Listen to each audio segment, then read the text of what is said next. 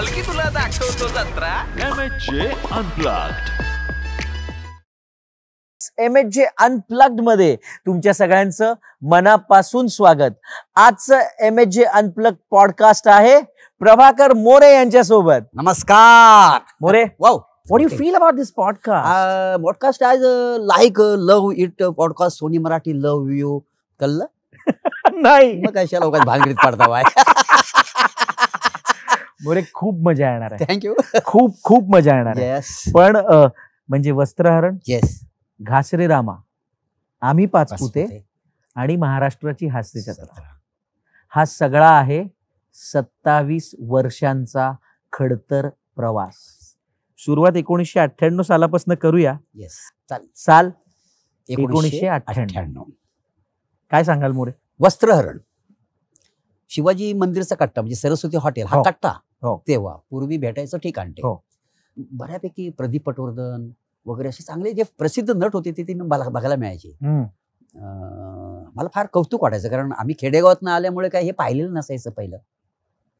असं करता करता प्रकाश पटवर्धन जे पटवर्धन क्लासेस आहे हा, तर त्यांनी मला हेरलं की हा जरा फारच गांजरेला दिसतोय थोडक्यात. मग कधीतरी चहा पाजणं, कधीतरी वडापाव खाऊ घालणं, फार उपकार त्या माणसाचे. तर आमची चांगली गट्टी जमली होती आणि 5-6 आणखी मित्र जमले होते ते. संजय झांजे बाबूजींकडे होता, मच्छिंद्र कांबळेंकडे. मित्रांनो, बाबूजी म्हणजे प्रसिद्ध नाटककार, निर्माते, दिग्दर्शक, मालवण सम्राट मच्छिंद्र कांबळे. तर संजय झांजेशी माझी ओळख करून दिली आणि मला म्हणाले की हा तुमच्या कोकणातला आहे, तर ह्याला नाटकात काम करायचं आहे. तर म्हटलं ठीक आहे. आणि तो मला बाबूजींकडे घेऊन गेला. मी बाबूजींना असं मी पाहिलं होतं स्टेजवर, म्हणजे कोणी पास दिला तर जाऊन बसायचं. आणि आता प्रत्यक्ष बघितलं होतं, प्रत्यक्ष त्यांच्या बाजूला उभा होतो. अरे बापरे, मी तुम्हाला सांगू ना काय तेज त्या माणसाचं. तर बाबूजी तेव्हा वस्त्रण कसं 6-6 महिने बंद असायचं नवीन नाटक आलं की. मग ते म्हणाले की आपण एक काम करूया, जुने नट आहेत ते आता किती असतील नाही असतील माहिती नाहीये, पण तू 5-6 जणांना तयार कर. वस्त्रणच्या भूमिका ज्या आहेत त्या 5-6 जण होतो. मग आम्ही रिहर्सल सुरू केली. संजय झांजे आमची रिहर्सल घ्यायचा. मग त्यातली सगळी जी पात्र आहेत, धृतराष्ट्र, दुशासन, दुर्योधन, ही प्रत्येकाला वाटली. आणि माझ्या वाटीला धृतराष्ट्राची भूमिका. धृतराष्ट्र. आणि त्याची रिहर्सल चालू झाली. कधी शिवडीला असायची, कधी यशवंतराव नाट्य मंदिराच्या बाजूला तिथे रिहर्सल असायची. आणि वस्त्रणचा जेव्हा प्रयोग आला जवळ आणि आम्ही जेव्हा प्रयोगाला गेलो तेव्हा धृतराष्ट्राची भूमिका करणारा नट त्यांचा जुना आला होता. त्यांचा तो जुना नट आलेला म्हटल्यावर आता शेवटी वर्षानुवर्ष काम करणारा त्याला नाही कसं म्हणणार बाबूजी. आणि माझ्यासमोर त्याने कपडे घातले, मेकअप केला आणि तो काम करत होता. आणि मी ज्यांना घेऊन गेलो ते सगळे मेकअप करून कपडे घालून स्टेजवर होते आणि मी विंगेत होतो. थोडंसं वाईट वाटलं. म्हटलं यार काय कोणास ठाऊक, थोडंसं म्हणजे हरल्यासारखं वाटलं मला. मग मी तो विषय सोडून दिला. पेपरमध्ये जाहिराती पहिल्या वाचायच्या. मग जवळजवळ महिनाभर गेला असेल, पेपरची जाहिरात होती, वस्त्रचा प्रयोग वाशीला होता. विष्णुदास भावीला. तिथे गेलो. अरे बाबूजीने मला बघितलं, बोरे असाच खय, तर उगाच आपलं काहीतरी खोटं सांगायचं म्हणून गावाकडे गेलं होतं. कुठल्या गावाकडे, आपल्याला स्ट्रगल करायला आलोय. तर झांजेला बोलले, झांजे एक काम कर, एका राक्षसाचे कपडे घाल. तर मग प्रयोगाच्या दिवशी हा, तर ते राक्षस आणि वर देव बसतो नाही का, मग मी एक राक्षस झालो त्या दिवशी. राक्षस पहिल्यांदा आयुष्यामध्ये कपडे घातले नाटकातले आणि स्टेजवर गेलो. वाक्य बिके काही नाही, कारण वाक्य काही तो संजय झांजे बोलायचा राक्षसाची. मग तो देव माझ्या पाठीवर. पण काय असं वाटलं यार. आणि वस्त्रण म्हणजे हाऊसफुल प्रयोग ना, त्यांच्या लाफ्टर, आपल्याला इतका आनंद वाटला. आणि तो एक प्रयोग झाला. असे 2 प्रयोग केले राक्षसाचे. परत मनात आलं की यार काय करतो आपण, याच्यातून काय घडेल असं मला वाटत नाही. परत माघारी फिरलो. परत सतत डोक्यात विचार की नको आपण करूया. परत 1 महिन्यानंतर परत पेपर तर वाचायचोच नेहमी, वाचनालयामध्ये जाऊन जाहिरात. परत वाशीलाच प्रयोग होता. वाशीला गेलो तर दुर्योधनाची भूमिका करणारा जो नट होता तो आला नव्हता. आणि मी आपलं त्यांच्या मागे पुढे फिरायचो, दिसायचो, त्यांना दिसलो पाहिजे ना की मोरे आलाय म्हणून. अरे मोरे इलस तू, माहीत आहे खय गायब खय होतस तू. म्हटलं गायब नाही हो, गावाकडे गेलो. तर प्रत्येक वेळी गावाकडे गेलो म्हणून तापा मारायचो त्यांना. मग संजय झांजे आला, बाबूजी तो आला नाही दुर्योधनाची भूमिका करणारा, ह्या का घाल कपडे मला. माय गॉड, मी बस कपडे घाल ह्याच्यातच मला सगळं असं झालं, मिळालं असं त्या दिवशी. मग माझा आणखी एक मित्र होता तुषार खेडकर, तो म्हणाला तो दुःशासन करायचा, तो म्हणाला मी दुर्योधन करतो, तू दुःशासन कर. मला काय सगळं नाटक पाठ होतं, पांडव कौरव सगळ्यांचं पाठ होतं. कपडे घातले, मेकअप वगैरे केला, माझ्यासारखा 20 त्या दिवशी सारखा आरशात बघत होतो मी, कारण पहिल्यांदा करते ना, कधीच मला मिळालं नाही असं मस्त. आणि मग प्रयोग झाला, खुश झालो, जाम मजा आली. बाबूजींनी माझं मस्त करतोस काम वगैरे. आणि त्या वसरणमध्ये गंमत की त्या वाक्यांना टाळ्या वगैरे यायच्या ना सहज अगदी. असं मग दुसरा प्रयोग पार्ल्याच झाला आणि आता तिसरा प्रयोग शिवाजी मंदिरला होता. आणि त्या प्रयोगाला तो जुना नट आला होता पुन्हा एकदा. मग बाबूजी आले, त्याला बघितलं, मला बघितलं आणि मग संजय झांजेला सांगितलं की थांबली, थोडासा विचार करावा लागला त्यांना. कॉईन असेल तर काढ, आपण टॉस करूया. काय सांगताय? टॉस करूया की तो करेल की हा करेल, कुणाच ठाऊक. म्हणजे आपण असं म्हणतो नशीब वगैरे असं म्हणू नये प्रत्येक वेळी, पण इथं लिहिलं असेल कदाचित. कलाक्षेत्रात माझी पुढची वाटचाल चालू राहणार होती, तर माझ्याकडे कॉन्फिडन्स असा आला, एक आत्मविश्वास. मी बाबूजींना म्हटलं की बाबूजी मला टॉस सोडून काम नको आहे, मला माहिती आहे हा तुमचा जुना नट आहे, खूप वर्षानुवर्ष तुमच्यावर काम करतो, मला आवड होते म्हणून मी नाटकात काम करायला आलो, मला आज ना उद्या नक्कीच मिळेल. ते माझ्याकडे बघत राहिले. मी थोडासा घाबरलो, म्हटलं आता काय, मोठा माणूस. पाठीवर थाप मारली, म्हणजे बस मेकअपला बस, आणि ह्याच्या पुढे आता तूच काम करशील. मेकअपला बसलो आणि सलग 460 प्रयोग केले वस्त्रराणीचे. वा, सलग मोरे वा. आणि मग ते सुरू झालं, मग थांबलो नाही. पण मग वस्त्रारणच्या आधी नाटकाचा अनुभव गावाकडे म्हणा, जसं नमन असायचं, गणपतीमध्ये म्हणा काही कार्यक्रम असतील, किंवा होळीच्या वेळेला कोकणामध्ये वेगवेगळ्या पद्धतीने लोककला सादर केल्या जातात. पण मग शाळेमध्ये म्हणा, गावाकडे म्हणा, नाटकाशी गावाला नमन ही संस्कृती आमच्याकडे जोरदार. म्हणजे समजा आता लग्न असेल, सत्यनारायणची पूजा असेल, बारसा असेल, तर आमच्याकडे एकमेव कार्यक्रम नमन, तो आम्ही लहानपणापासून बघत आलो. मग मी आलो कॉलेजमध्ये, माझे वडील मिलिटरीत होते. मग कॉलेजला आलो तर मी मिलिटरी बॉईज हॉस्टेलला मी राहायचो मिलिटरीवाल्यांचं. तर तिथे हे काही नव्हतं ऍक्टिव्हिटीज. पण तिथे काहीही अभिनय क्षेत्रामध्ये न करणारे प्रभाकर मोरे मल्लखांबामध्ये उत्कृष्ट मल्लखांबपटू होते.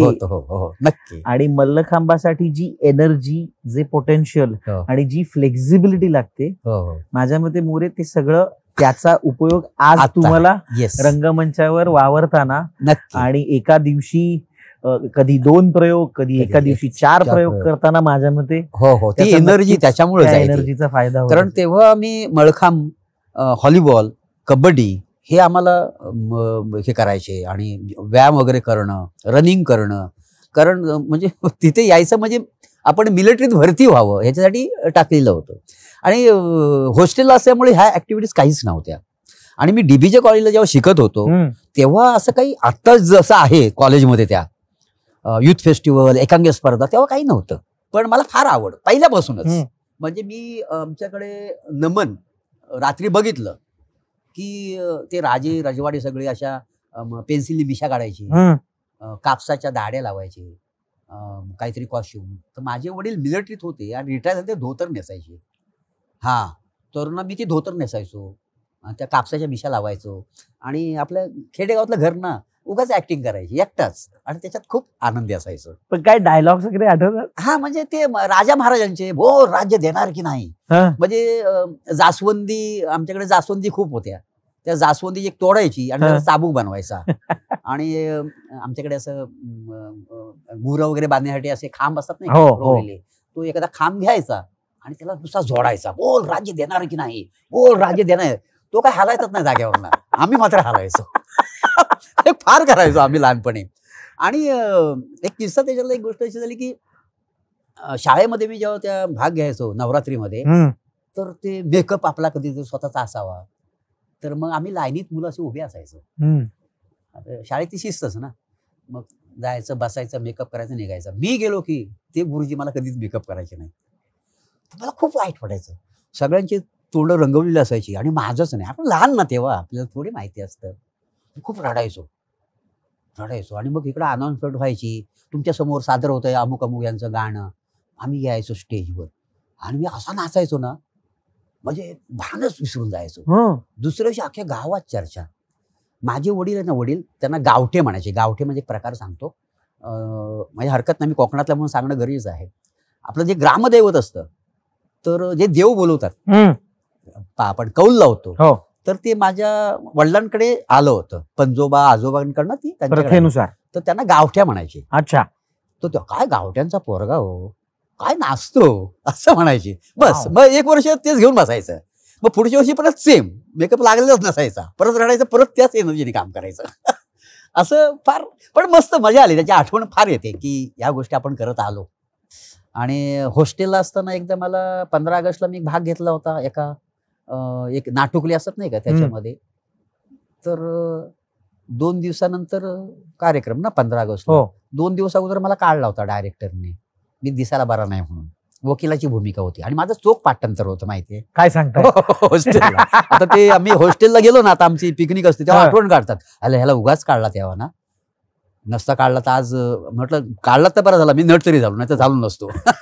पण आता घरामध्ये मोरे तसं बघायला गेलं तर बॅकग्राऊंड शिस्तीची ना, वडील मिलिटरीमध्ये, शिस्त त्या सगळ्या ह्याच्यामध्ये म्हणजे नाटक, सिनेमा. बरं, तुम्ही तर त्या पद्मा थिएटरला जाऊन सारखे सारखे सिनेमे बघायचो. सिनेमा मी पहिल्यांदा अगदी लहान असेल तेव्हा पडद्यावर सिनेमे दाखवायचे. म्हणजे शिवजयंती, महाशिवरात्रीला, तर ते आम्ही बघायला जायचो. 4-4 किलोमीटर चालत जायचं रात्रीचं. तर आमच्याकडे एक जण आमचा चुलत भाऊ आहे, तो मुंबईत यायचा. त्याचा मामा होता भांडुपला. तो भांडुपला यायचा मे महिन्याच्या सुट्टीत आणि येऊन आम्हाला सिनेमाच्या गोष्टी सांगायचा. हा फार इंटरेस्टिंग सांगायचा. गोष्ट सांगायचं ना ती दिसायची. विनोद खन्ना कसा मारतो, अमिताभ कशी लात मारतो, तर आम्हाला असा फेकायचा ना, तेव्हा काय फेकायच तो, अशी फाईट मारतो ना, असं तोंड वाकडं, अमोक डमोक, पब्लिकला धुतो. मग आम्ही पडद्यावर पिक्चर बघायला गेलो ना, आम्ही पडद्याजवळ नाही, खूप लांब चुकून आलं आणि मारलं कोणी तर, इतके अनपड होतो थोडक्यात. इतकं म्हणजे इतकं काहीच माहिती नव्हतं. असं आपण सिनेमा बघितलेला आहे गावचा. काय झालं होतं, मी म्हणजे असेल काहीतरी 5वी असेल, 4थी-5वीत असेल, तेव्हा मी पहिल्यांदा मुंबईत आलो. मावशी राहायची माझी आणि माझा मामा, माझा भाऊ इकडे मुंबईत होते. तर त्यांनी मला पिक्चर तो मला पिक्चरला घेऊन गेले. प्रभादेवीला, सत्यम टॉकीजला, सत्यम शिवम सुंदरम, त्या 3 थिएटर एकत्र होते. आणि मला आठवतंय ते इंटरव्ह्यू मी समोसा खाल्ला होता. समोसा मी पहिल्यांदा आयुष्यात गेलो. ह्याला समोसा म्हणतात ते माहितीच नव्हतं. माझा आतेभाऊ होता, त्याने घेतले होते समोसे. तर तो सिनेमा लागला मुकद्दर. आता कोण विचारतोय पिक्चर बघायला, एवढंच माहिती, मुकद्दर का सिकंदर, बायकोन अमिताभ बच्चन वगैरे. मी बाजूला कोण आहे माहिती नाही, हा कोण नाही, यातला हिरो कोण, हिरोईन कोण, काहीच माहिती नाही. मला खूप वर्ष माहिती नव्हतं. म्हणजे मी कॉलेजला गेलो तरी पण मला जितेंद्र यांना म्हणतात हे माहिती नव्हतं. कारण काय होतं, तो परिचय करून घेण्याचा संबंध आला नाही, किंवा फक्त बघणं मजा यायची. म्हणजे आमच्याकडे त्या पागेवर आहे ना, पूर्वी 25 पैशामध्ये ना त्या ह्याच्यातून बघायचं, फायटिंगचे सीन असे आम्ही बघायचो पिक्चरचे. असा सिनेमा बघितलेला. मोरे काय भारी वाटला असेल ना तुम्हाला बच्चन साहेबांना भेटले असेल तेव्हा. अरे म्हणजे आपण सगळेजण भेटलो. मी अजून एकदा सिरियल मध्ये काम करतो तेव्हाही भेटलो होतो, फिल्म सिटी मध्ये. काय बघितलं तर म्हटलं यार देव माणूस यार. पण बबन कोण मोरे? बबन म्हणजे माझे वडील मला बबन म्हणायचे फार आवडीने. आई आणि वडील, मी खूप लाडका होतो वडिलांचा. म्हणजे कदाचित असं इमोशनल नाही, पण जर आज वडील असते तर त्यांना खूप आनंद झाला असता. का तर शाळेमध्ये मी जेव्हा हे कार्यक्रम करायचो नवरात्रीमध्ये, तर दुसऱ्या विषयातनं ते गावठी असं बरीचशी लोक त्यांना भेटायला यायची. हो काय तुमचा पोरगा हो, सॉलिड आहे, म्हणजे काय नाचतो, मोठा ऍक्टर वगैरे असं वाटतो. तर ते ना म्हणजे असं थोडासा वोट करून आहे ना असे हसायचे ना अगदी. म्हणजे असं नाही की प्रेम, ते इतकं चेहऱ्यावर गोड त्यांच्या यायचं ना, प्राऊड त्यांना जाम प्राऊड फील. आणि इतकं त्यांना बरं वाटायचं. आणि ते माझ्या आईला पाहिजे मला आपला बबन काहीतरी होईल, काहीतरी करील असं वाटतंय, असं आई जे बोलायचे. कुठलंही फॉर्मल ट्रेनिंग नाही. मी बाबूजींकडे म्हणजे जेव्हा आम्ही नाटकात काम करायचो तेव्हा बाबूजी हा लेफ्ट साईडला उभे, कधी बसून कधी उभे राहून, ते मी खूप ऑब्झर्व केलं त्यांना. त्यांची स्टाईल, चेहऱ्यावरचे हावभाव, टायमिंग, ऑडियन्स लाफ्टर घेतल्यानंतर, लाफ्टर जोरात आल्यानंतर किती काय त्याचं एक टायमिंग पकडून दुसरा पंच टाकणं, हे मी खूप वेळा पाहिलं त्यांना. म्हणजे मी सलग 460 प्रयोग केले, त्याच्यानंतर मी खूप प्रयोग केलेच. हो. पण मी जे मला काय कुठंच ठाऊक, पण मी ना त्यांच्याकडे बघत बसायचो नेहमी. आणि म्हटलं यार चमत्कार आहे. कारण लाफ्टर बघा, शब्दाने लाफ्टर काढतो, पण ते लुकवर पण लाफ्टर काढायचे. कधी कधी ना म्हणजे नुसतं असं बैल तरी त्यांना लाफ्टर यायचा, टाळ्या यायच्या आणि थांबायच्या नाही टाळ्या. तर तो जो सगळा गुण मी त्यांच्याकडनं खरंच घेतला. टाइम की बात होती है असं आपण कित्येक वेळेला ऐकतो. बरोबर.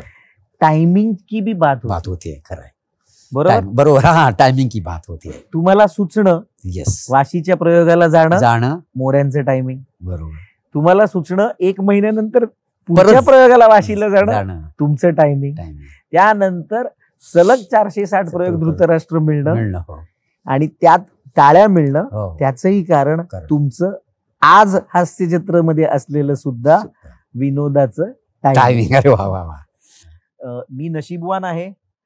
सचिन मोटे, सचिन गोस्वामी आणि वेट क्लाउडच्या संपूर्ण टीममुळे आणि सोनी मराठीच्या संपूर्ण टीममुळे एक महाराष्ट्राच्या हास्यचित्रेच्या सेटवरती प्रातिनिधिक स्वरूपात का होईना पण आपण सादर करू शकतो. आणि आज तुम्ही माझ्या बरोबर आहात, आपण MSG अनप्लग्ड मध्ये गप्पा मारतोय, तर एक खास नमनातलं गाणं होऊन जाऊ दे. नक्की. हा. कारभारी मी जाते माहेराला हो, कारभारी मी जाते माहेराला हो, कारभारी वाटेवरी काजू, कारभारी वाटेवरी काजू, कारभारी बघून किती मी लाजू हो, कारभारी बघून किती मी लाजू हो. क्या बात है मोरेनो, मजा आ गया. अमेरिका दौऱ्यामध्ये प्रभाकर मोरे आणि आम्ही सगळेजण MSG लाईव्ह करण्यासाठी अमेरिका आणि कॅनडामध्ये गेलो होतो. आणि आम्ही तिथे 14 हाऊसफुल प्रयोग सादर केले. आणि 14च्या 14 हाऊसफुल प्रयोगामध्ये एंट्रीला वन्स मोर घेणारा हा आमचा मित्र प्रभाकर मोरे. आणि तुमचा पहिला परदेश दौरा. हो, पहिल्यांदाच गेलो. म्हणजे मला वाटलं पण नव्हतं मी परदेशात जाईन, पण या हास्य जत्रेमुळे, ह्या शोमुळे हे मला भाग्य मिळालं. आणि हे सगळं तुमच्यामुळे. सोनी मराठी, सचिन गोस्वामी सर, सचिन मोटे सर, फाळके सर, तुम्ही, गणेश सागडे, सगळी संपूर्ण. आणि सगळ्यामध्ये महत्वाचं, इतक्या वर्षामध्ये तुम्ही घेतलेले श्रम, मेहनत आणि कमवलेली उत्तम माणसं. त्या अनेकोत्तम माणसांपैकी वानगी दाखल एक कोणीतरी खास तुमच्याशी बोलणार आहे. बघूया. येस. हो. नमस्कार, मी संजीवनी जाधव. प्रभाकर मोरे आता एवढा मोठा झालेला आहे की मी काय बोलू त्याच्याबद्दल. पण खरंच ज्यावेळी मी वस्त्रण नाटक करत होते त्यावेळी तो त्या नाटकात आला होता भेटायला. आणि कांबळी म्हणाले की अगं असं एक नट आलं आहे, आपण त्याला काम द्यायचं आहे, काय करूया. पण त्याचा स्वर एक छान आहे म्हणे, तर मला तो खूप आवडला आहे. तर मी म्हणाले ठीक आहे, बघा ना, द्या त्याला रोल. जेव्हा जेव्हा जो नट यायचा काम करायला तेव्हा त्याला डायरेक्ट मोठा रोल नाही द्यायचे, छोटासा रोल द्यायचा एकदम. म्हणजे राक्षसाचा रोल. म्हणजे राक्षस का द्यायचं की त्याला डायलॉग्स डायरेक्ट स्टेजवर घाबरला वगैरे, तर म्हणून तो खाली वाकून डायलॉग्स बोलायचा नेहमी ना. म्हणून त्याच्यात त्यांना बरोबर कलाकार कळायचा की कोण छान आहे, कोण हुशार आहे ते. आणि मोरेला पण राक्षसाचं काम दिलं होतं, पण त्याच्याकडून तर एक लाफ्टर एवढा आला की राक्षसाच्या तोंडून लाफ्टर आला, तर ते खूप खुश झाले. ते म्हणजे वा वा, छान छान छान छान. मग लगेच त्याची बढती झाली. दिवशी मोरेंना ना भीमाचं काम दिलं. आता भीम कसा पाहिजे, तर हा भीम असा गदा बिदा हातात आणि असं लुकडा. आम्ही स्टेजवर सगळे एवढे हसलो. हो काय आहे भीम, भीमा. ते गदा त्याच्या वजनापेक्षा भारी होती. आणि सांगायची गोष्ट म्हणजे दौऱ्यात जेव्हा आम्ही गेलो ना, दौऱ्यात आमचे खूप दौरे असायचे, कोकण दौरे असायचे. तर कोकण दौऱ्यात काय झालं एकदा की एक आमच्या गाडीला ओव्हरटेक एकाने केलं. ते ट्रक ड्रायव्हर असतात ना, त्याने ओव्हरटेक केलं आणि आमच्या ड्रायव्हरने शिवी घातली. म्हणून तो ट्रक ड्रायव्हर थांबला. गाली काय को दिया ऐसा बरे. त्याला मारायला आल्यानंतर आम्ही मध्यरात्री सगळे झोपले होते. हे कौरव पांडव सगळे ते उठले, जे कोणी चड्डी किंवा टॉवेलवर वगैरे होते सगळे उठले आणि खाली गेले. आपले गदा धनुष्य घेऊन खाली गेले. आणि तो नंतर ड्रायव्हर निघून गेला. म्हटले बापरे, याच्या गाडीत भरपूर माणसं आहेत म्हणून तो निघून गेला. त्याच्यानंतर तो ड्रायव्हर त्यांचे सगळे तलवारी घेऊन आला. तलवारी आणल्यानंतर जे का हे सगळे पळाले, सगळे कौरव पांडव सगळे पळाले. चला गाडी पळो. असे खूप खूप खूप किस्से आहेत. म्हणजे एवढे सांगायला वेळ पण नाही. आज मोरेंनी छोटा रोल केला म्हणून आज कुठे गेला. आणि रोलचं हे महत्त्व नसतं की तुमचं कामात तुम्ही किती चोख आहात, ते फार महत्त्वाचं असतं. आणि आज हास्य जत्रेसारख्या कार्यक्रमातून मोरे सगळ्यांना हसवतोय. आणि आमची चिपळूणची भाषा, मी पण चिपळूणचीच आहे, ती भाषा आज एवढी फेमस झालेली आहे. त्याने स्वतःचं नावावर त्यांनी नाटक काढलं आणि असंच त्याला यश मिळू दे, हीच परमेश्वराकडे माझी विनंती. थँक्यू माई, थँक्यू, खूप खूप धन्यवाद. वा वा वा वा. ह्या सगळ्या नाटकाच्या दौऱ्यामध्ये नाटकाचा हा सगळा प्रवास सुरू असताना मोरे, तुम्हाला दिग्दर्शनाकडे सुद्धा जावं, आपण स्वतःचं नाटक करावं, कसं काय तुम्ही दिग्दर्शनाकडे वळलं मोरे? तर माझं पहिल्यापासून, मी बोललो ना की बाबूजी काम करत असताना मी बघायचो. हो. सेम प्रत्येकाची स्टाईल वेगळी होती. वडावकरांची स्टाईल वेगळी होती, पुळेकर सरांची स्टाईल वेगळी होती आणि संतोष पवारची. मग प्रत्येक ठिकाणी मी बसलो, प्रत्येकाच्या स्टाईलचं मी काम केलंय. करेक्ट. आणि मी त्याच्यात घडत गेलो. आणि मग ते दिग्दर्शन, मग एखादा सीन इम्प्रोव्हाइज कसा करतात, म्हणजे मला आश्चर्य वाटायचं. अरे वाचलं तर ह्याच्यात काही नाहीये. ते बसवल्यानंतर अरे बापरे, असं असतं हे. मी कदाचित ते मी करत राहिलो. आणि हरवणारी आपण असं बोलका होतो मैत्री. तर शिवाजी शिंदे नावाचे आमचे एक मित्र होते रेल्वेमध्ये. मला म्हणाले, मी नाही दूरदर्शनला लघुनाटिका करतोय, तू दिग्दर्शन कर. मी हो म्हणालो. काय माहिती का हो म्हणालो, मला काही कळलं नाही. करूया. पुढे मी कधीच केलेलं नाही, फक्त हे काम बघत होतो मी. आणि कास्टिंग कोण होतं माहिती का, राजन भिसे आणि सुरेखा खुडची, हे दोघं जण होती. तर्क वितर्क नावाचं नाटक होतं, छोटीशी नाटकली. आणि मी गेलो, माटून गेला, तिथे बसवायला लागलो. नाटक कॉन्फिडन्स खूप ना, कुठला दिग्दर्शक मी, मला काय माहिती, कॉन्फिडन्स खूप मस्त. त्यांनाही वाटलं अरे हा कोण आहे, कुठला दिग्दर्शक आहे. म्हणजे थोडंसं ऐकलं पण मी, आपला दिग्दर्शक आहे असं नाही ऐकलं. मग आम्ही गेलो TV सेंटरला. सेटअप लागला होता, पण माझ्याकडे व्हिजन होतं मी ह्या लोकांचं बघून नाही की मला माहिती होतं काय कुठल्या लोकेशनला काय करावं. तसं मी बांधणी केली तिथे कॅमेराची. त्यांना फार आवडलं आणि ते इतकं उत्कृष्ट झालं ना. आता शेवटी तो कॅमेरा वगैरे एडिटिंग वगैरे त्याच्यामध्ये आहे, पण त्या फ्रेमिंग इतक्या सुंदर झाल्या ना, मला तिथं कॉन्फिडन्स आला. आणि ते केल्यानंतर मी एक नाटक असं दिग्दर्शित केलं, शोलेची पॅरेडी. म्हणजे परेश ठाकूर, बिलनसी नागिन निघाले गाणं ज्यांचं फेमस झालं, त्यांनी ते लिहिलं होतं, सिम्पनीने केलं होतं. तर माझे एक मित्र मला म्हणाले, माझ्याकडे 1 लाख रुपये आहेत. 1 लाख रुपये आहेत. आणि तेव्हा काय 1 प्रयोग काय 2 प्रयोग काय, वेळ निघाली बस झालं. बरोबर. असं काही मोठं काय 1000 प्रयोग होतील असं काही स्वप्नच नाही.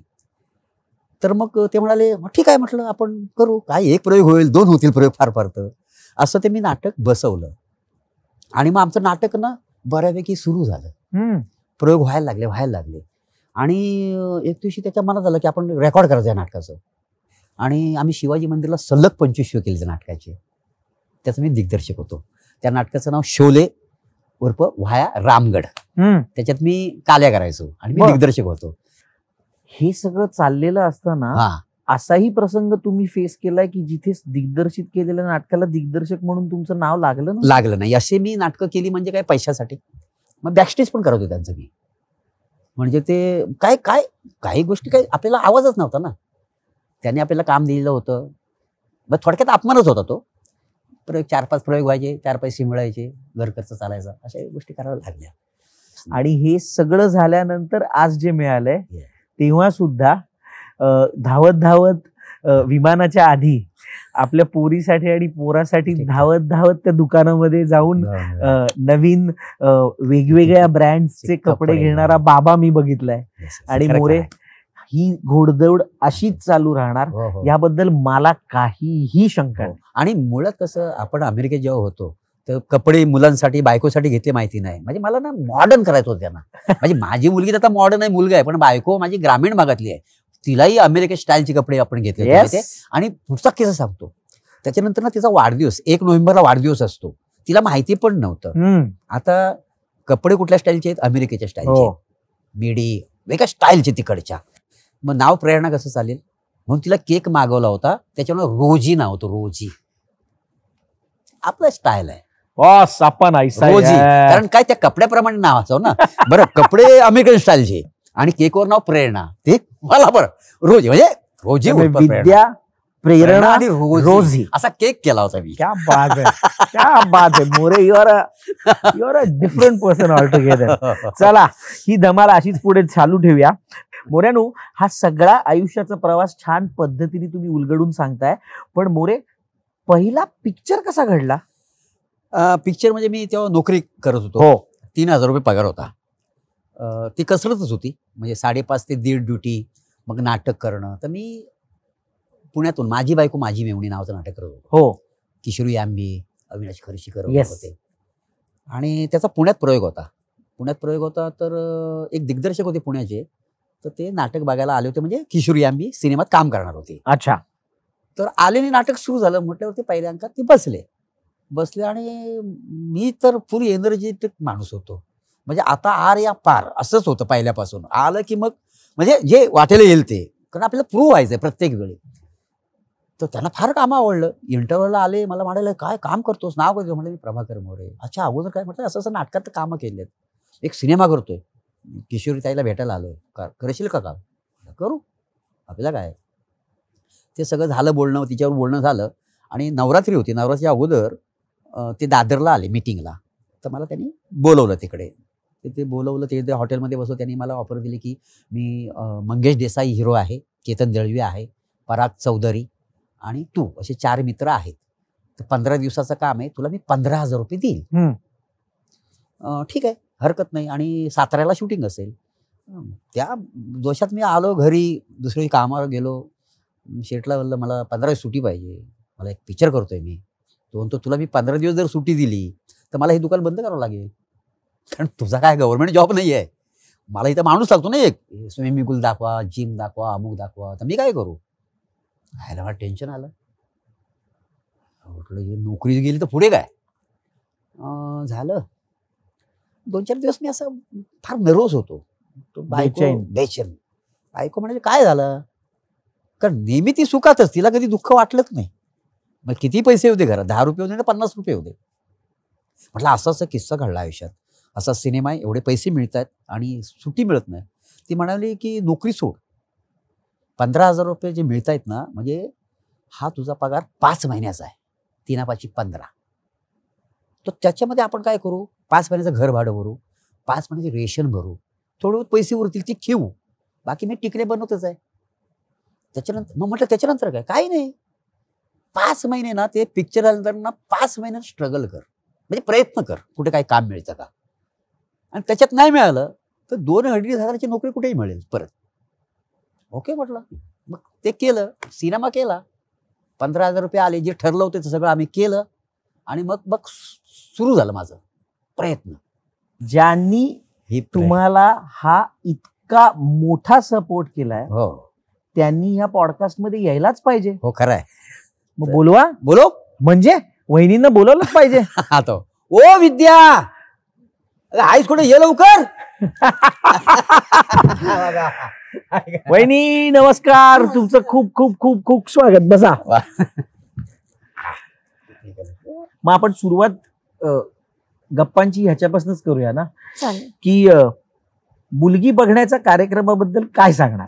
हे बघायला आले तेव्हा ते भर उन्हात न चालत 2:30-3 झाले असतील ना, आणि असं आमचं घर असं उंचावर उभं असं आहे आणि खाली चिंचेच्या झाडाखाली भर उन्हात असं घाम बिम आलेल्या सगळेजण, आणि मग त्या उन्हातून पावडर बिवडर लावित होते झाडाखाली, कोणी इन करत, आम्ही घरात न बघतोय सगळं. आणि असं ते वरती आले, मग झालं बघण्याचा कार्यक्रम झाला, लग्न ठरलं. पण मुंबईला यायच्या आधी लग्नामध्ये कपड्यांची गंमत काहीतरी झाली होती. ते बघायला आलो तेव्हा. काय काय आज पाहिलं ना? ते बघण्यासाठी पॅन्ट जी घालून आले होते लॉन्ड्री मध्ये दिलेली, ती पॅन्ट त्यांची चेंज झालेली आणि ती इलेस्टिकची पॅन्ट घालून आले.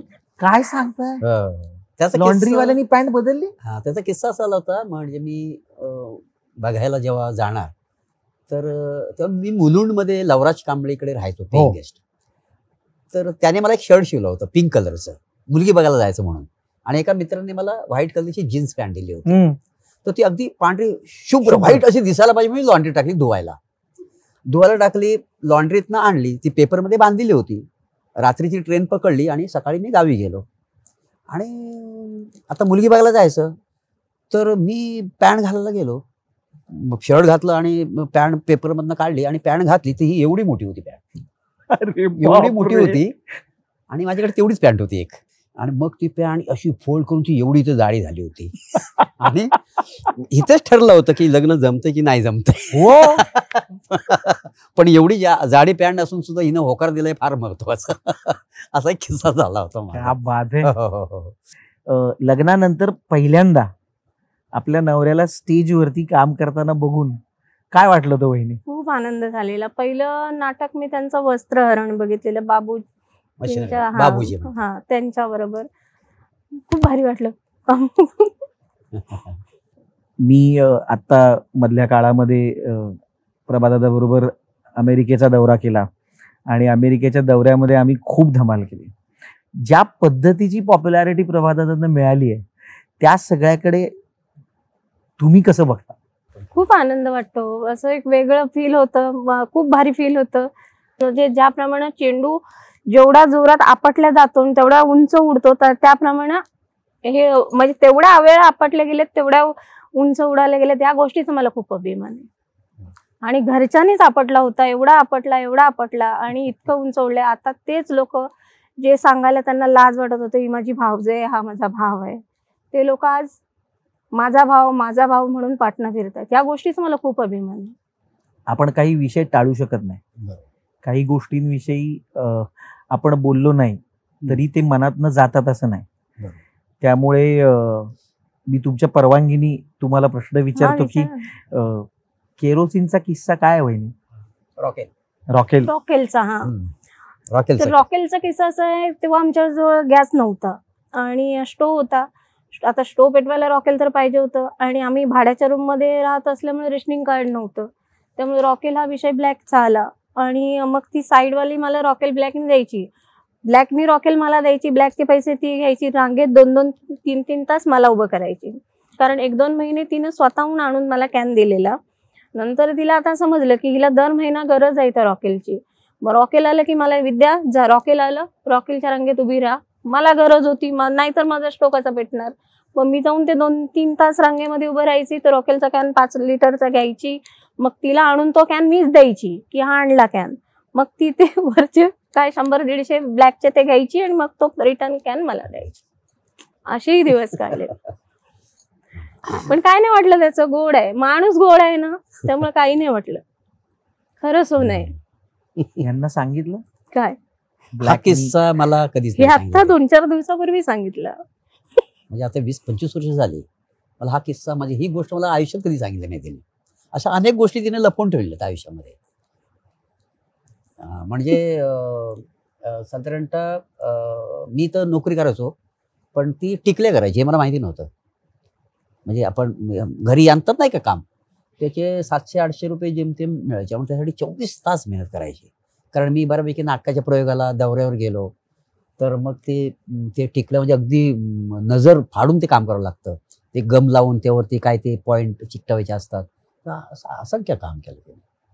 मुलुंडला कामाला जायचे, तिथून वस्त्रहरण नाटकाची रिहर्सल, घरी येईपर्यंत 1:45 वाजायचा. त्याच्या पुढे आम्ही जेवायचो. 3ला परत मला उठायलाच लागायचं, कारण पाणी तापवायचंय टोपामध्ये किंवा चपाती भाजी करायचे.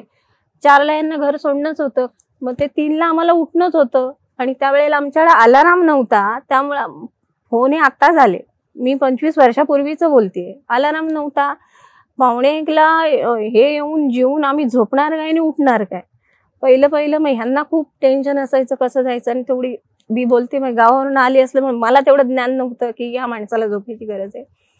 नंतर 8 दिवसांनी मला जाणवलं की ह्यांना गरज आहे झोपेची. मग मी रात्रभर जागी राहायची.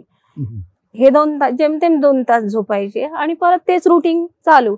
सकाळी 6ला लोक उठायची तर माझी कामं झालेली असायची. करणार काय दिवसभर. मग मी टिकले आणायला सुरुवात केली. खूप स्ट्रगल ना. पण गोड होता ते दिवस. अजूनही आठवलं तरी असं प्रसन्न वाटतं. मेन माहितीये तुम्हाला, वस्त्रहरण नाटकाचं पाकिट तेव्हा 50 रुपये होतं ना पहिलं. आणि नंतर मग ते महिन्यान 2 महिन्यान 3 महिन्यान जसं बापूजी हे करायला लागले, पाकिट मानधन वाढवलं त्यांनी. आणि ह्यांचं मुलुंडच्या कामाचं ते 1700 रुपये, म्हणजे ते रिहर्सलला जायचे. 3000 रुपये पगार होता, पण कामाला जाऊन खाडे बिडे व्हायचे रिहर्सलचे, असे 1700. असा आमचा तो व्यवहार सगळा चालू व्हायचा. शेवटी महिन्याच्या लास्ट 5 रुपये उरायचे, त्याचा आम्ही 1 भांड दर महिना आणायचो. असा आमचा संसार. अजून मी एक आठवण काढीन, म्हणजे संजीव वडावकर. आता नाव असल्यामुळे तुम्ही 6 महिने वर्षभर आधी तारखा देता. जेव्हा माणसाला नाव नसतं तेव्हा आज रात्री 10 वाजता 11 वाजता कॉल टाइम आला, चल उद्या तुला बोलवले शूटिंगला ये. प्रश्न असा होता, 1700 रुपयामधनं घर खर्च करून जर पैसेच उरले नाही तर शूटिंगला ऐन वेळे जायचं कसं. गाडी भाडं. ती जी भूमिका होती ती संजीव वडावकर यांनी पार केली. म्हणजे रात्री 10-10:30ला जर मेसेज आला की बाबा उद्या तुला मळला शूटिंगला यायचंय, महिन्याचा पास होता पण पुढचे रिक्षाचे पैसे. मग हे वडावकरला फोन करायचे. मग ते वडावकर सर दुसऱ्या दिवशी बिचारे 4 वाजता 5 वाजता मुलुंडला ते 20 रुपये घेऊन यायचे. तिथून यांचा पुढचा प्रवास सुरू व्हायचा. आज ते बिचारे वरती गेले, ते आज असते तर आम्हीच खरंच त्यांच्यासाठी काहीतरी केलं असतं. खरी सख्या भावाची भूमिका वडावकरनी पार केली. दुसरे मी आभार मानीन महेश मांजरेकर सर यांचे. त्यांचं करून गेलो गाव हे नाटक आलं तेव्हा मी गावचं घर बांधलं. मांजरेकरांचा किस्सा सांगण्याचं तात्पर्य म्हणजे, माझं लग्न झालं 11 महिने मी गावी होती. 11 महिने पूर्ण झाल्यावरती हे मुंबईत घेऊन आले. तेव्हा आम्ही भाड्याच्या रूम मध्ये होतो. आणि 11 महिने झाल्याच्या नंतर अचानक गावच्या लोकांनी घरच्या लोकांनी असा निर्णय घेतला की आता नवीन घर बांधायचं. आता नवीन घर बांधायचं म्हटल्याच्या नंतर आमचं एकत्रित कुटुंब आहे. असं म्हणजे भाऊभावाचं वेगळं नाही, म्हणजे रूम वेगवेगळे आहेत पण घर एकच लांबलंच आहे. त्यावेळेला आम्ही भाड्याच्या रूम मध्ये होतो आणि अचानक पैसा कुठून देणार होतो. तर आमचा सक्का धीर आम्हाला असा बोलला की तुम्ही व्याजाने पैसे घेऊन द्या. ही गोष्ट तर तेवढी सोपी नव्हती मुंबईच्या ठिकाणी. पण यांनी BC लावली 2.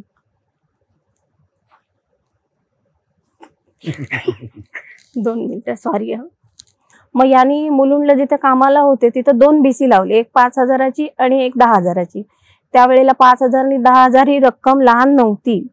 आणि त्याही लोकांना सांगितलं होतं की माझा घराचा प्रॉब्लेम आहे, मला त्या पैशांची गरज आहे. त्या बिचाऱ्यांनी ती दोन्ही BC पहिल्या नंबरला आम्हालाच दिली.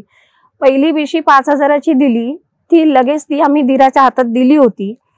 आणि तरी सुद्धा त्यांना पैसे पाहिजे होते. मला वाटतं 4 दिवसानं दुसरी BC फुटली ना, पण त्यांना तरी सुद्धा धीर नव्हता. मग हे बोलले ओके, आम्हाला त्या घरचा भाग नको, जे 5000 रुपये दिले ते देवासाठी दिले, आम्हाला ते घर नको. आम्ही स्वतःहून दोघं घरातून बाहेर पडलो. अशी 14 वर्ष गेली. बरोबर 14व्या वर्षी मी स्वतःचं घर बांधलं. ते का तर महेश मांजरेकरांना सर यांना मी अजून बघितलं नाहीये, पण त्यांचं नाव असं का घेते, त्यांचं आता पहिलं तेव्हा नाटक आलेलं करून गेलो गाव. आणि ते 4-5 शो झाले होते ना, हो ते हिट त्याचे 20,000 रुपये आम्ही जमवले आणि पहिली टोकन घर बांधायला दिली. मेस्त्री. पुढं पण घर बांधायचं. तरी सुद्धा माणूस इतका गुणाचा आहे ना. तेव्हा ज्या वेळेला 14 वर्ष आम्ही घराच्या बाहेर राहिलो आणि 14 वर्षानं घर बांधताना यांनी पहिला विचार आपल्या बहिणीचा केला. तिचं घर कोसळत आलेलं. मग हे म्हणाले ती माझी बहीण आहे, शेवटी तिचं घर कोण बांधणार आहे आणि आपण तर जाणार वर्षात एकदा. मग एक घर आपण दोघांमध्ये बांधूया. एका साईडला आजी ती राहते, एका साईडला आम्ही राहतो. आम्ही काय वर्षात एकदा जातो. आणि मग ते 20,000 रुपये घेऊन आम्ही ते पहिलं घर बांधलं. सुरुवात केली. तिसरे उपकार मी मानीन सचिन मोठे सर आणि सचिन गोस्वामी सर. त्यांनी जेव्हा यांच्या डोक्यावर हात ठेवला तेव्हा माझं मुंबईचं घर झालं. कष्ट खूप केले पण शेवटी आशीर्वाद कोणाचा ना कोणाचा तरी देवाच्या कृपेनं राहिला तेव्हा हे सगळं घडलं असं मला वाटतं. आमच्या संपूर्ण टीम कडून अजून मुंबईतल्या खूप साऱ्या घरांसाठी हार्दिक हार्दिक सदिच्छा. अरे वा, थँक्यू. वहिनी तुम्ही आलात या निमित्ताने MSJ अनप्लगच्या पॉडकास्ट मध्ये तुमच्या दोघांच्या एका सुंदर प्रेमळ आणि खडतर प्रवासाविषयी थोडंसं का होईना माहिती झाली. तुम्ही आज इथे आलात त्याबद्दल खरंच मनापासून धन्यवाद. तुमचे पण अशी माणसं मोरे पाहिजेत ना, असायलाच आपली हक्काची आपलं कौतुक करणारी. बरोबर, असायलाच पाहिजे. पण तशीच आपलं चुकलं की आपला कान पकडणारी पण माणसं असायला हवी. आणि एस्पेशली वडिलांना मुलीचा धाक तर पाहिजेच पाहिजे. खरं हो की नाही? होय. Please welcome Khushi Prabhakar More. Welcome. नमस्कार खुशीजी. नमस्कार. काय हाक मारायची खुशीजी तुम्हाला? खुशी म्हणायचं, खुशीजी म्हणायचं? You looking stunning. Thank you. Wow. बाबा आणि मुलीचं नातं, त्यात मोठी मुलगी, हे इतकं स्पेशल बॉन्ड असतो आपल्या सगळ्यांना माहिती आहे. पण पहिल्यांदा सगळ्यात कधी लक्षात आलं की ओ माय गॉड आपले बाबा एवढे फेमस आहेत? First of all, like, I'm very grateful that I'm his daughter. Like, genuinely very grateful. खूप प्राऊड आहे मला माझ्या बाबांवर. लाईक खूप छान वाटतं. माझे सगळे फ्रेंड्स माझ्या बाबांना ओळखतात. ऍक्च्युली त्यांच्या थ्रू मला ओळखतात. हट्ट करते का? हो, हट्ट खूप. पहिलीच आहे ना मुलगी. आणि पहिली बेटी धनाची पेटी असं म्हणतात नाही का, तशी ती धनाची पेटी आहे माझी. आयुष्यात आली आणि खूप काही आयुष्यात खूप बदल घडला त्याच्यामुळेच. बाबांनी कन्येचं नाव ठेवलं खुशी, कारण मुलगी ही धनाची पेटी. क्या बात आहे. आता तू कॉलेजला जातेस? मी आता फर्स्ट इयरला आहे. रुईया कॉलेजमध्ये आहे मी. पण म्हणजे पप्पांना बघून बघून मला पण खूप अशी हौस आहे ऍक्टिंग करायची. तर मोरे हो हो, बाबांच्या पावलावर पाऊल ठेवून सगळं आहे. ठीक आहे खुशी, आम्हाला खरंच खूप आनंद झाला तू आज इकडे आलीस. कारण या निमित्ताने प्रभाकर मोऱ्यांच्या फॅमिलीला आम्हाला भेटता आलं. एरवी असं भेट होत नाही, पण आज या निमित्ताने कन्या आहे, बाबा आहेत. आपण दोघांसाठी ना एक छोटस गेम खेळूया. मी तुम्हाला पहिल्यांदा प्रश्न विचारणार, त्यानंतर तोच प्रश्न बाबांना विचारणार. आपण बघूया काय उत्तर आहे. पण फक्त जितकं फास्ट आपण प्रश्नोत्तर करू तितकं त्या गेमची मजा येईल असं मला वाटतं. चला बाबा, रेडी? रेडी. पहिल्यांदा मुलीला प्रश्न विचारतो. ओके. बाबांचा आवडता चित्रपट? नटसम्राट. ओके. मुलीचा आवडता चित्रपट? धर्मवीर. ओके. बाबांचं आवडतं गाणं गाऊन दाखवायचं? शालू झोका दे ग.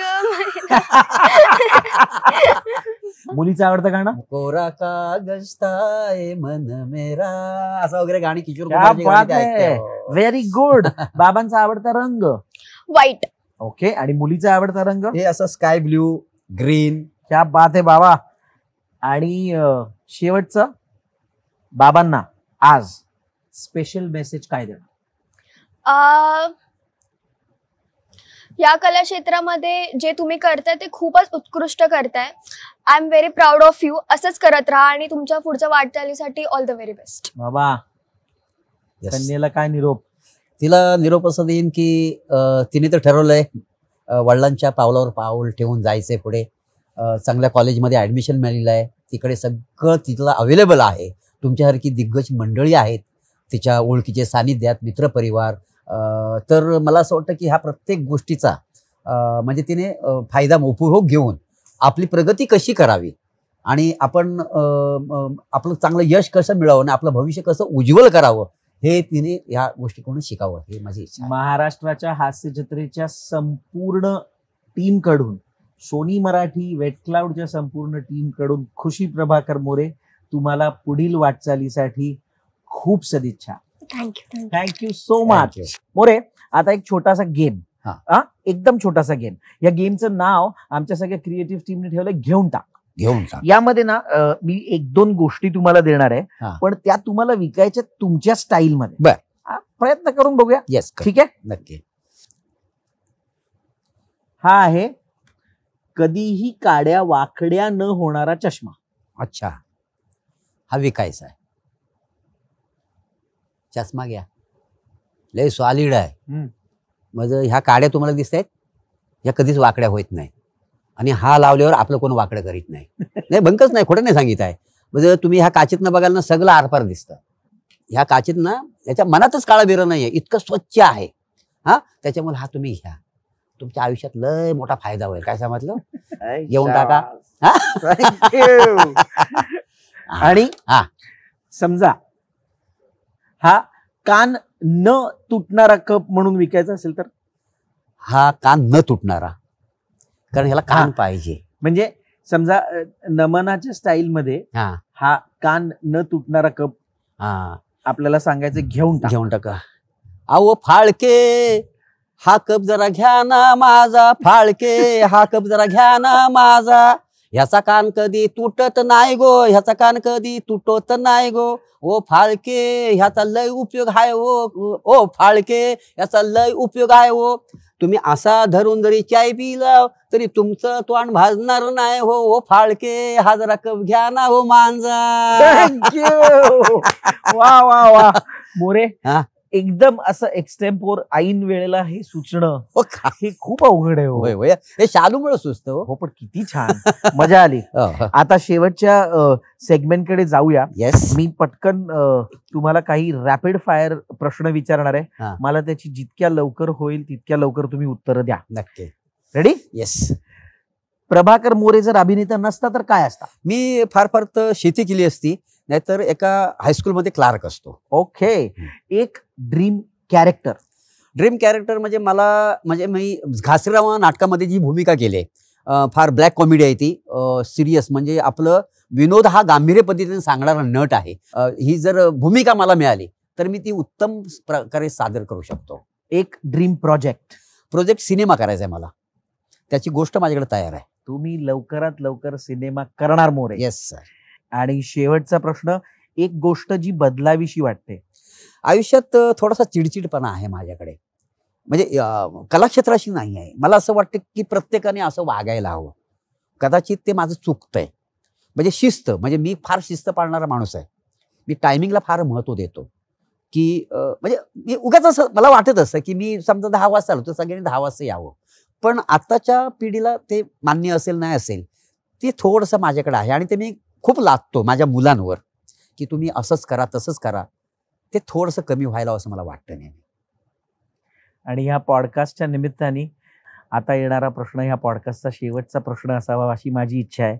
आणि तो प्रश्न म्हणजे महाराष्ट्राची हास्य जत्रा तुमच्यासाठी काय आहे? खूप काय, म्हणजे माझ्याकडे शब्दच नाहीत.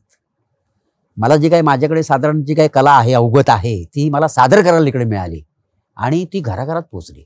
आणि आज मला इतका आनंद वाटतो की मी जिकडे जातो तिकडे मला शालू, काय समजली, कोकणचा पारसमणी, प्लॅटोनिक अशा नावाने ओळखतात. म्हणजे असं वाटलं नव्हतं आपण इथपर्यंत येऊ म्हणून.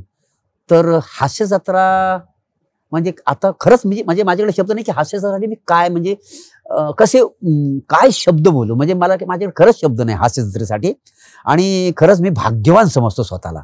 4 लोक आम्हाला चांगल्या पद्धतीत मान दिला जातो, हे फार खूप. आणि त्याच्याबरोबर माझ्या कुटुंबालाही फार हे मिळतं, रिस्पेक्ट असतो नाही का, तोही मिळतो. त्या फार आनंद वाटतो. हा कार्यक्रम आणि ह्या कार्यक्रमातनं आपल्या तमाम मराठी प्रेक्षकांचं मनोरंजन तुम्ही असंच करत राहाल ही माझी खात्री आहे. कोकणचा पारसमणी, वहाळ गावचा सुपुत्र Prabhakar Vishnu More. Correct. MHJ unplugged या आमच्या पहिल्या पॉडकास्टवर असंच प्रेम करत राहा आणि तुमच्या, माझ्या, आपल्या सगळ्यांच्या आवडत्या महाराष्ट्राच्या हास्य जत्रेवरही प्रेम करत राहा. आणि पाहत राहा सोमवार ते बुधवार रात्री 9 वाजता आपल्या सोनी मराठीवर तुमच्या टेन्शनवरची मात्रा, महाराष्ट्राची हास्य जत्रा. सोनी मराठी घेऊन आलाय.